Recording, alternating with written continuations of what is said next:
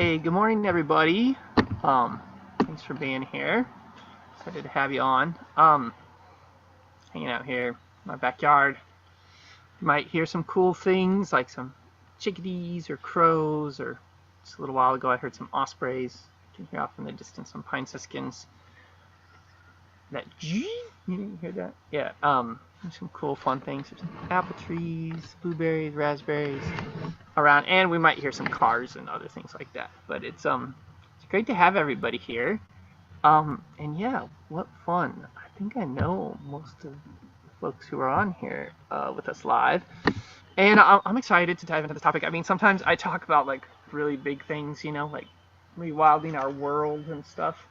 You can hear the ospreys now if you listen.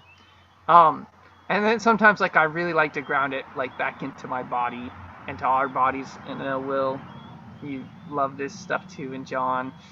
So any of you know John Blue, who's on this, is also a teacher of these similar things. He's in the same schools and teachers I am a part of as well.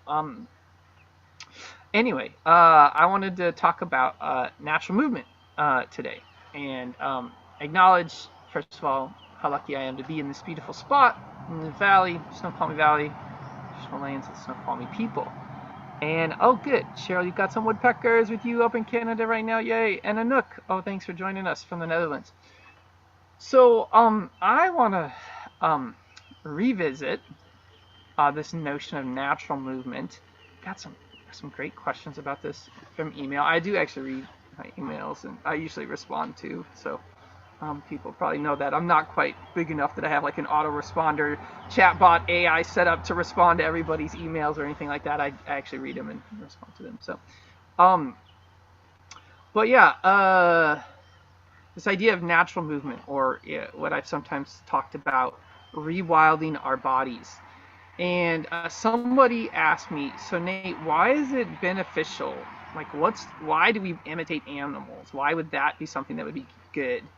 And I think that the inside of that question is also the idea of, wait, aren't we human beings? And why would moving like animals benefit us? And I think this is something I could talk about for a really long time. And I want to make sure we get to some core key movements that are helpful in unlocking our bodies. So I'm not going to talk about it too much, but I'm going to try to cover it some. Apparently the ospreys are very excited about hearing about this topic today too. This is both the fun side of teaching outside, and then the distracting side of it is nature comes and wants to check out what everybody's talking about, what everybody's paying attention to. So well, there's a lot of different ways to approach that, and I want to start by talking about this greater field of natural movement and just say a few words about that. So it's a relatively new term in some ways, and it's a relatively old term. How we define that can be quite varied. I think one of the ways you can think about it is with natural movement is moving the way our human bodies are designed to move optimally. So yeah, and there might be some culturally specific things about that. But the natural movement, which I've actually written about some of my books and taught about, is really in response to our overly sedentary, overly restricted, civilized society. And the idea that if we're just sitting in chairs, and I know I'm literally sitting in a chair right now, but we'll remedy that soon. Sitting in cars, sitting at computers, just spending time on your phone, or even going back to like the industrial age of, when people were just working in factories doing the same thing over and over and over, that's not what our bodies are designed to do. And I think we all know this inside in our hearts and minds, because when we actually move in other ways different than that, we feel really good. And we're now at a crisis. We're at like what some people might call a movement crisis, right? We're at like a lack of movement crisis, where obesity is part of it, but like literally like we're not moving enough. And as we move more, it's good for our bodies our brains, our minds, our spirit, however you define it. Like more movement is good, but also quality of movement. So one of the ways to think about it is, and some of you have probably heard me talk about this before, it's like, a lot of the things in our society make us move in a very square way. So I'm sitting in this chair right now and it's in this square. It's creating this square actually in my hips and in my body, which is fine for short periods of time. And then I'm looking at a square screen and I have a square house over there and I have a square car over there, and all this squareness, kind of limits my capacities. And really, if we look at the foundations of our bodies, like our bodies actually inside, everything's designed to move circularly or in spirals. And so if we're not doing that, then we actually have loss of range of motion and we have loss of capacity.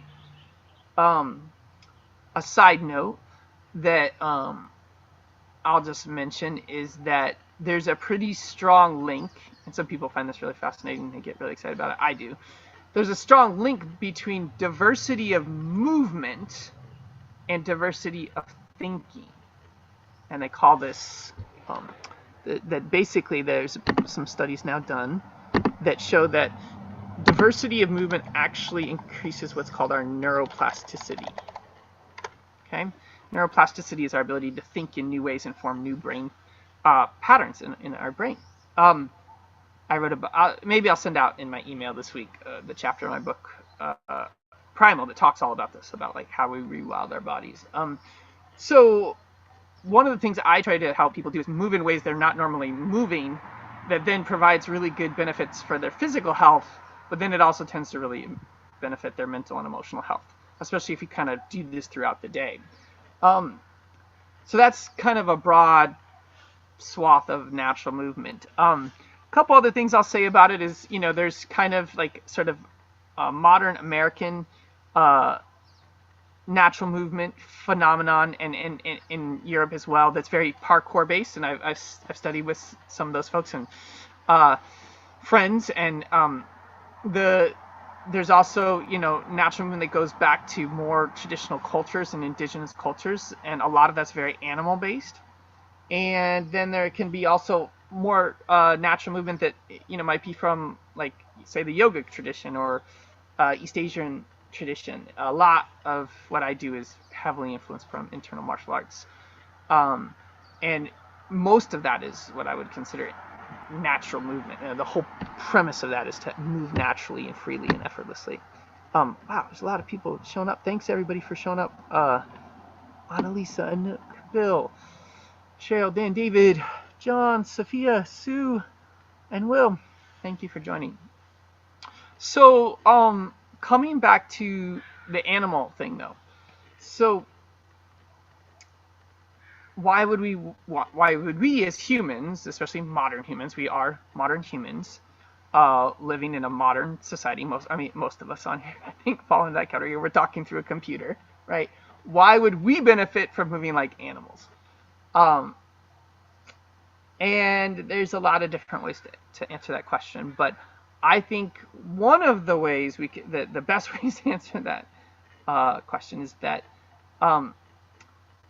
the cultures that we know of that are closest to nature, so that the human cultures that are closest to nature, in my experience, all say to do this.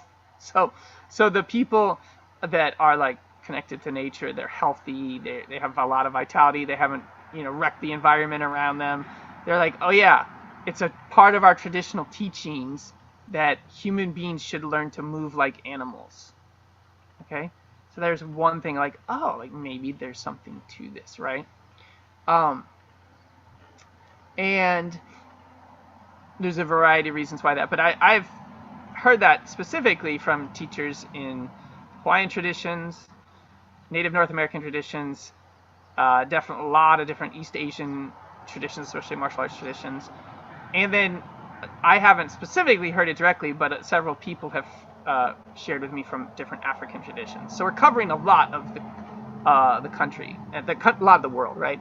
And this people are putting this in here in the chat too. Like, we are animals, right? And like, one of the things, thank you for putting that in there, that I think occurs to most of us as we're like kind of in our civilized modern world that, you know, cuts us off from different things, that like remembering our animal nature, becoming animal, is actually one of the most healing and healthy things I've seen in people, and in myself, right? So remembering our own animal nature, and by imitating other animals, that's a great way to access that. Another thing that's pretty amazing is if you actually watch animals, and I'm not talking about like really wild exotic animals. If you really want to know what I'm talking about, just watch some cats. Just watch cats for like a day or two. Like, just watch what they do. Animals regularly demonstrate the qualities that we're missing in our modern lives. And some of that is incredible suppleness, incredible mobility, the ability to completely relax and not have a lot of tension, and then the ability to move like effortlessly, powerfully, freely, very fast from even a rest state.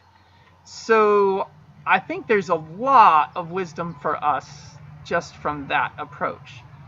The final couple pieces, again, I don't want to get too deep in the weeds here, though we could just go on and on and on about this because I love this topic, is that a lot of traditional cultures say that each animal has a special gift. They have a special way of being in the world, right? They have a special niche that they're in. The osprey that was flying overhead, the squirrel that runs on my fence, the otter that swims over in the rivers down there, the salmon that, you know, returns from the ocean. They all have a special gift that like they have, that it's their role in the universe. And I've heard several variations on the story, and some of you've probably heard Gene Tagaman tell a version of this story, that as human beings, our gift is actually to be able to shapeshift between all of those things, and and it's very beneficial to our human minds, especially our busy mind, to learn to move like those animals, because it gets us out of our busy mind, right? It gets us out of that like locked in space that we tend to be in, especially the thinking mind. So moving like animals is another way where we just can really fast get out of the thinking mind into that more embodied, alive, present mind. Yeah, and so there's that lesson for us. And then this is a more deep, this can be a little bit esoteric, but I find it fascinating. This is one of these things I could probably write about, or we could spend an hour talking about. But there's this process in the human development, and especially when we're inside the womb, where we go through different stages where we're very animal-like. And we actually go through an aquatic amphibian stage, a fish-like stage, an amphibian-like stage, a worm-like stage, and eventually to a mammal-like stage. So it's almost like inside of our body, inside of our nervous system. I was just watching the osprey that just flew over that way. Inside of our body, inside of our nervous system, inside of genetically, there's all of these layers that relate to other stages of evolution. And maybe that's too far out there. It is a scientific thing. It's called ontogeny replicates phylogeny. Type that into the chat if people want to look that up. But it's kind of a fascinating thing. I learned about that a long time ago in high school level advanced biology. But ontogeny replicates phylogeny, which basically means our development in the womb is a replication of the process of differentiation that animals have done over time. And one of the things I've seen, and some of you probably experienced this huge healing that happens in our bodies when we crawl, when we get down on all fours, when we move in like a variety of different ways, and we do these kind of like different, like, you know, like this is like a lizard type of movement, and we do like kind of, you know, like a bear type movement, and we do like a coyote type of movement, like whatever it is, like all of this stuff, like somehow the core tensions in our bodies just kind of like melt away, and the structure of our body gets really strong and balanced. So so that's kind of the spiel I wanted to share with everybody. I do want to share some exercises as well. But I want to give a chance for anybody to ask questions. So if you want to ask a question, you can raise your hand on the little thing, and I'll put you on the mic, or you can type you can type into the chat, and I'll answer your question live. And yeah, but if you want to be on the chat, I can click anybody, and then it'll allow you to talk if you want to ask a live question. And it looks like, oh yeah, and I'm not sure if it's Sue or Mike who's with us, but the brain patterning I was just discussing has been used for help for some rehabilitation for people. And yeah, I'm curious if what I'm saying rings true for people, if like this, because like when I talk about this, like most people, it's like there's like an intuitive, like, head nod, like, oh yeah, I've experienced that. So, all right, no questions. Okay, well, we can come back for questions in a little bit too. Oh, thank you, Anouk. Anouk has a little link she put in the chat that looks like it's about ontogeny, replicating phylogeny, about the embryo and how we move. We move like this first, and then we move like this first, and then we move like this, and then we move like this. And maybe that I went through that too fast, but I can go through that more later for people. Well, I think what I want to do is I want to take a little bit of time and do some practice together. And I'm gonna the specific set of exercises I'm gonna share are from a set of practices called the 5-animal play, or the 5-animal frolics. And I've gotten to learn this set in different contexts. It's one of the most famous Qigong sets from China. It's a definitely, I would call it a form of natural movement. The whole point is to be effortless and easeful. And I've learned it from different teachers. And so I'm going to select one exercise from each of the 5 animals that I'm going to share that I think really, if you do it this way, you'll notice that there's some pretty interesting things that can happen and just what's activated in our body. So let's go ahead and just start with standing. And this in itself is a really great practice, I think, for most people. Most of the training I do, like standing is the foundation, is the first thing we do. So we're just going to stand. Let your awareness come to the crown of your head. And you can feel like you're being lifted up by a string there. Letting the chin draw in a little bit.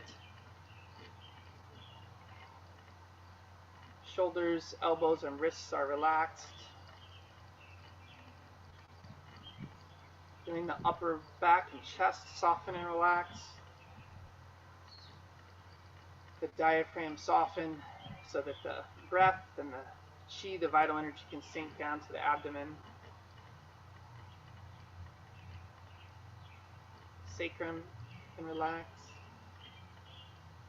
Tailbone soften.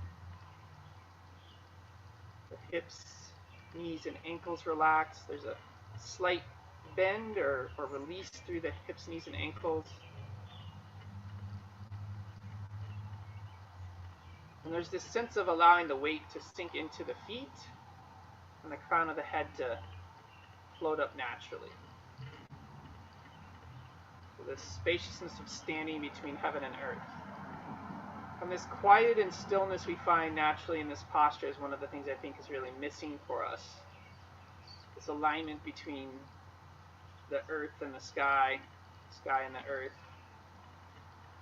And just breathing, letting your awareness rest basically just at the level of the navel, a little bit behind the navel, and the core of the body.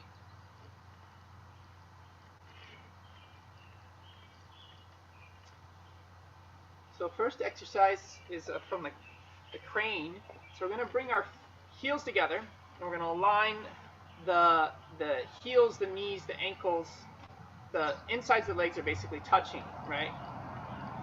And our arms are going to be at the sides, and our arms are going to rise up, and they're not like 90 degrees, and they're not forward, they're just somewhere in between.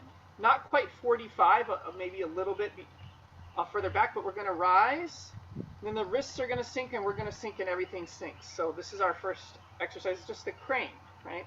So subtly rising and sinking like the crane. As the wrist rise, the arm follows. It's like the wrist is being pulled up by a string. Kind of the head is staying upright. And we're just allowing this supple motion to travel through the tissues of the body.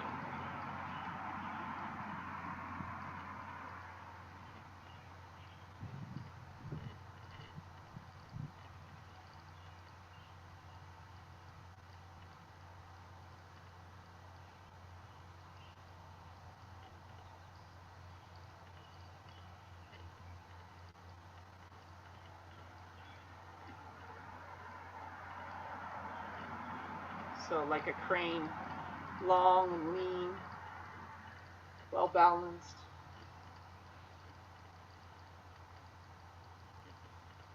Okay. Just do closing. We'll do this between each exercise.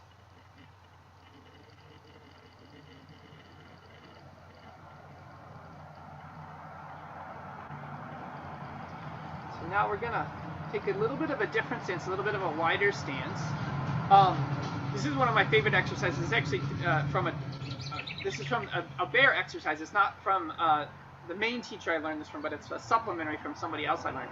This is called bear pushes mountain single hand. So the palms are up. I'm going to turn my waist, and one hand comes out. I draw back, and then the other hand comes out. Gently turning my waist, allowing the waist to generate the movement. It's almost like my hands being pulled forward at about 45 degrees, right? So bear pushes mountain. If you need to have a narrower or wider stance, you can.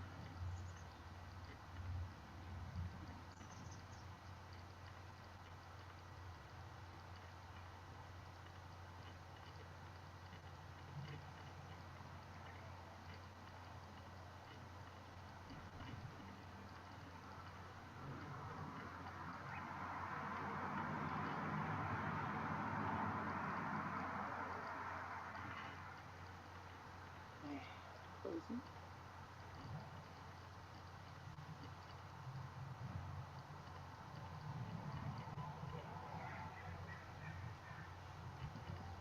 All right, now for deer exercise. So we're going to start again with our feet forward. We're going to step out about 45 degrees, and our fists are going to come over the top of our head. Like these are like the antlers of a deer. We're going to just allow our body to lengthen and come back in and step out 45 degrees to the other side.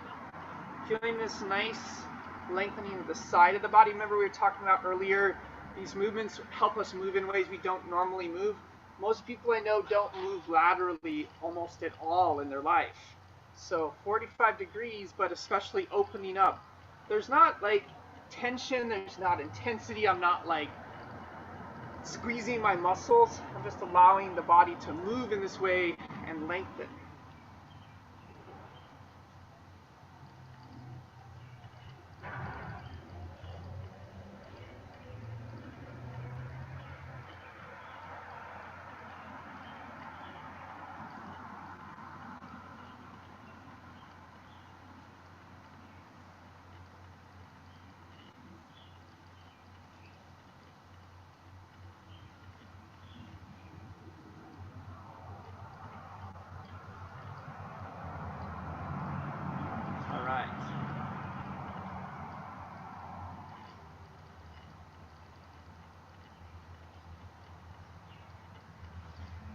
Done the crane so far, the bear and the deer. There's a couple more left, the tiger and the monkey, and each of these has a different quality, right?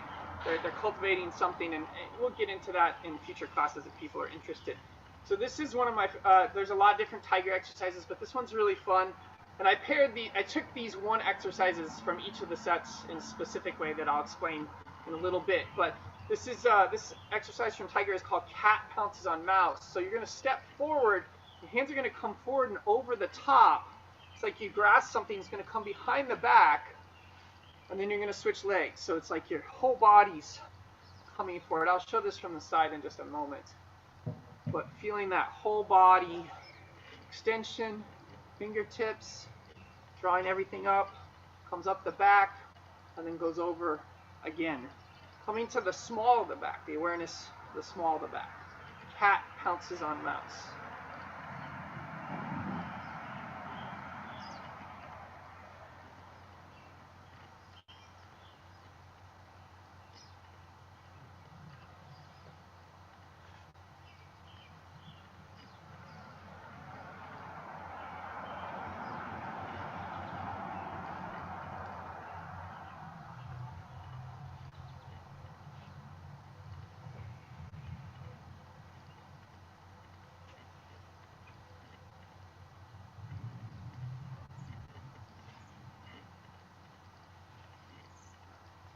from the side. It looks just like a couple more repetitions like this.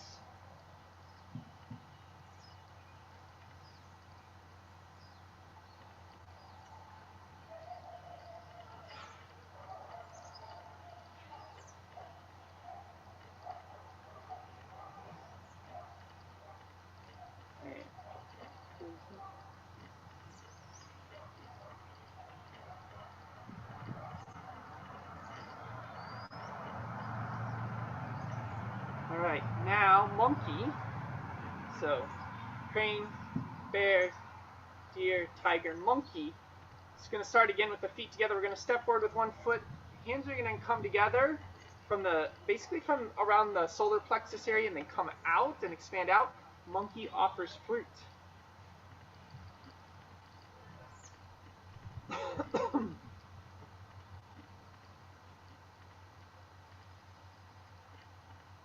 More weight is staying back than is going forward. It might look like there's a lot of weight going forward. That's actually about 70-30 or 60-40 even.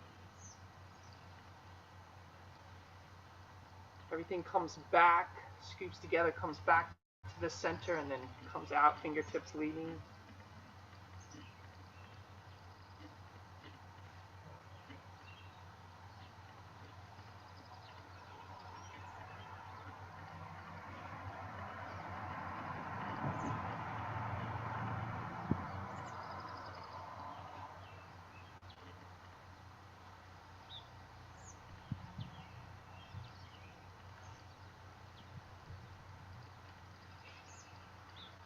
And closing. This time we'll do the closing 3 times.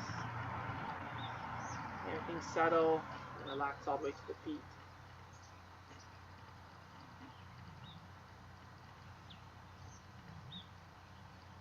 And then this time, with the awareness, just settle a little bit below the navel. Awareness sink and store in the sea of chi. Arms relax at the sides, turning to the standing meditation posture. All right, so that's 5 exercises, one from each of the 5 animals in the 5 animal play. And cool, thank you, Anouk. I will look into that link. So yeah, let's just take a little while, and if people have questions, if they want to share, I'd love to hear people share. I'm going to invite everybody to join on screen if they would like to. You don't have to come on screen, but I'm going to invite you to come on screen and share what you noticed and from doing those exercises, and if you have questions about any of the things I shared.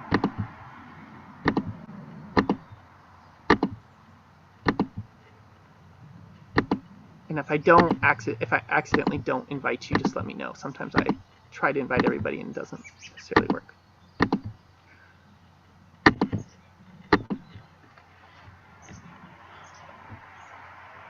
And let's see. You should be able to put your videos on. If you can't, let me know. Maybe I did the thing. Okay, I might have done the thing where I somehow in the settings prevented everybody from turning on their videos, so sorry about that if I did that. But your voice should work at least. And yeah, how did it feel practicing those exercises? I'm curious how they were for people.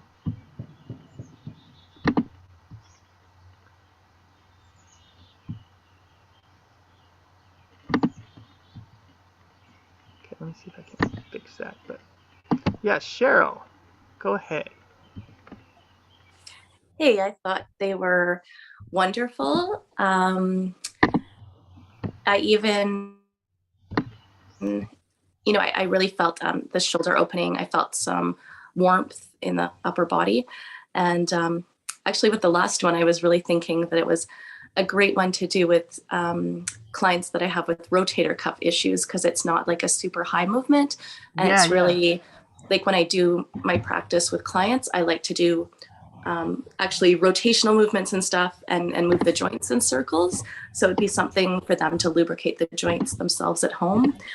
And yeah, they just felt really natural. Like, I like something that was like the full body movements. Felt really good. Great. Yeah, and also pretty simple, right? Like, not super hard for people to learn, right? Like, pretty straightforward.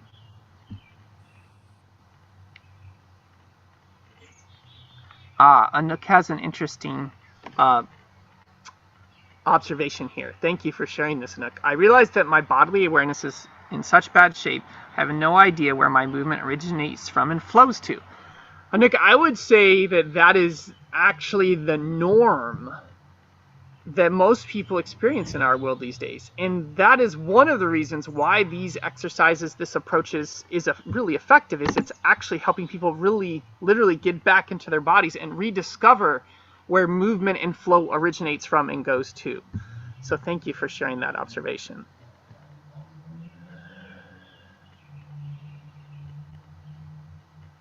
So John has this observation here. This is great. John knows this stuff because he's done this as well. Different animals seem to pay attention to different kinds of things. You have a sense of ways to adjust your attention as we transform to express these meanings. Yes. So the simplest way, John, which I think you already know the answer to this, is that there's two things. One is our awareness as we are doing exercise, if we visualize ourselves as the animal or even just hold the image of the animal in our mind, that does most of the work of what you're asking about. However, you can also pay attention to different things. Like, so for instance, the crane, right? A lot of it's this movement of the things to the extremities. So paying attention to the extremities, paying attention especially out to the fingertips. Or the bear, there's a lot of this movement from the waist and the low back. So paying attention to that. The deer, there's this emphasis, especially on the flanks of the body, lengthening the liver and gallbladder channels, basically. Tiger, there's a little bit of emphasis on this fingertips, like going out all the way to the fingertips and bringing back. And then the monkey, a lot of it's from these movements from the center, from the core.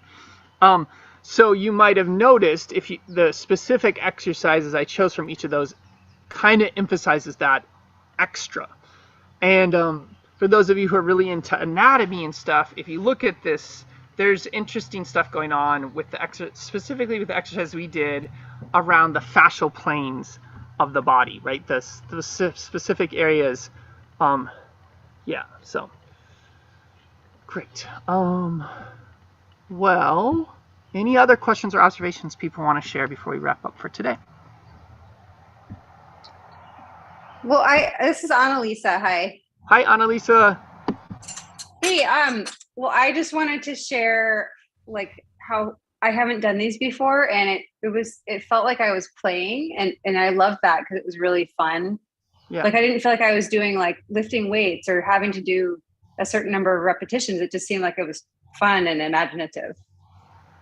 Yes, that is a great observation. In fact, even in this world of natural movement, this specific set of exercises might even be more that way. And in a lot of times, in the internal martial arts tradition, Qigong traditions, an exercise set is called something gong, G-O-N-G, so Qigong, or snake and turtle Qigong, or tendon changing Qigong. But this set is specifically called the 5-animal play, the 5-animal frolic. It's like this idea of like being more playful. There's almost a liveliness for sure, and almost a silliness, or this kind of childlike quality that's really encouraged and develops in this set. The other thing that I heard, Annalisa, that it kind of implied in what you're talking about is there's this thing now of like people are kind of burnt out from this idea of working out and even exercising and reps, and don't get me wrong, like, I mean, plenty of people do that, but that actually what we're really looking for is movement and play and a sense of vitality, not necessarily to go to a gym. I don't know. I mean, it's fun to lift heavy things too, but like, like that might be part of what we're missing, is that we take our training so seriously. And I mean, I definitely And even especially in the internal martial arts tradition, if you're too serious, it can kind of get in the way. All right. I'm going to just say, yeah, always play. Exactly. Yeah, outside together in a game. Yeah, and then like with kids, it's even more natural for them. You just like have them go outside and play, and they run around like animals, and then you like have them pretend to be animals, and then they'll naturally do it, and they chase and jump and everything natural. And so watching kids is another way to look for these things. Well, I'll just mention here. I think some of you know this, that starting. I think I'm actually going to start a week from Tuesday. There's a few more people who want to sign up. I'm doing a class on these. It's on Tuesdays. It's at, I believe it's at 11 a.m. on Tuesdays. It might be 10:30 a.m. on Tuesdays, Pacific time. And we'll learn the 5 Animal Frolics set. There's 5 animals, and then the basic version of it, there's 5 exercises for each of the 5 animals. But there's actually, in the more advanced versions, there's 9 or more. And we'll combine that with some Bagua training, some of this walking in circles, a form of moving meditation. Will has been in some of those classes with me and incorporated this into some of the training he does with kettlebells and other things. John also teaches a really cool set. John, are you teaching Snake and Turtle in person these days anywhere, or do you have are you doing it online? Mostly online. Okay, so and that's at Snake and Turtle Qigong? Online? Or snakeandturtle.com or something like that. But anyway, snakeandturtle.com. Okay, let me see if I can find a way to share the link for what I'm going to be teaching. Give me just a minute here.